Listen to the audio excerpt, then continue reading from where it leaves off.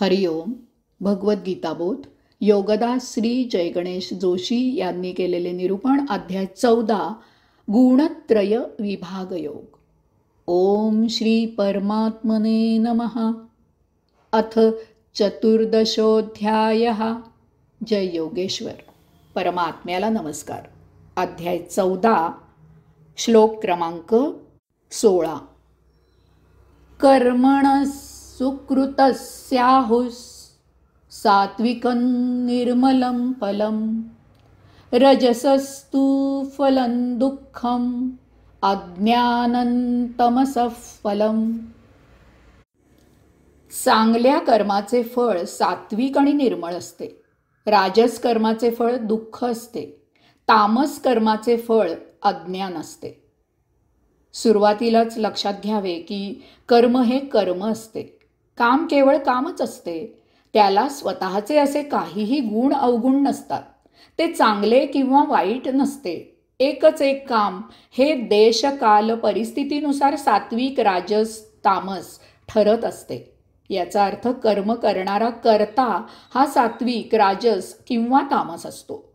कर्माचे फळ कर्त्यावर अवलंबून असते.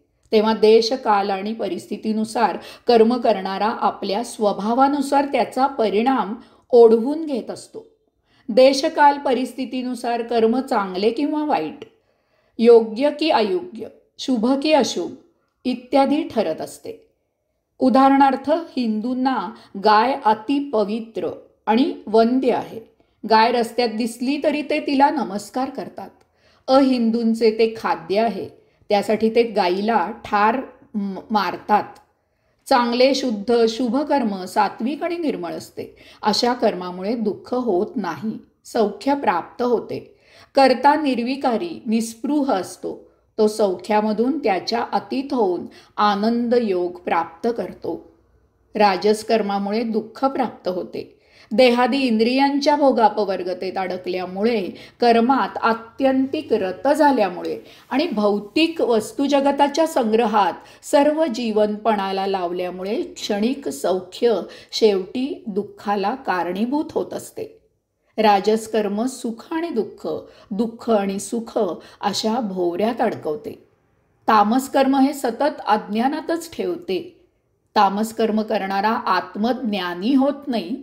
तो आळसात विना कष्ट भोग उपभोगण्याच्या प्रयत्नात प्रमाद करतो आणि महामूर्ख तो महामूर्खच राहतो, मूढ राहतो, सदा गर्तेत लोळत राहतो.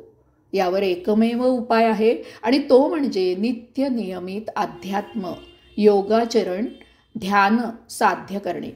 त्या योगे योग प्राप्त करूनही आत्मज्ञानी होणे. यासाठी विवेक आणि संयम याची आपल्या स्वभावाला जोड द्यावी. याला जोडूनच पुढचा श्लोक क्रमांक 17. सत्त्वात् सज्जायते ज्ञानम रजसो लोभ एव च प्रमादमोहो तमसो भवतो ज्ञानमेव च. सत्वगुणामुळे ज्ञानप्राप्ती होते. रजोगुणामुळे लोभ निर्माण होतो. तमोगुणामुळे प्रमाद मोह आणि अज्ञान निर्माण होते.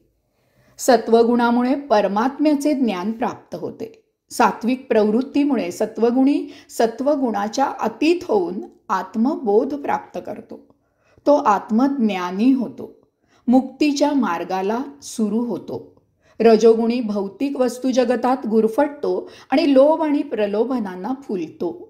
त्याला वस्तू जगताचे महाविलक्षण आकर्षण असते. या मायेतून तो बाहेर होऊ शकत नाही. त्यामुळे भोगमाया संचित होते आणि तो सतत जन्ममरणाच्या फेऱ्यात गटांगळ्या खात बसतो. तमोगुणी आळस क्रोध यामुळे प्रमाद करतो. रिपूंच्या मोहातून त्याची सुटका होत नाही. त्यामुळे तो आत्मज्ञानाला वंचित राहतो. यामुळे त्याचा नरकवास सुटत नाही. हरिओम.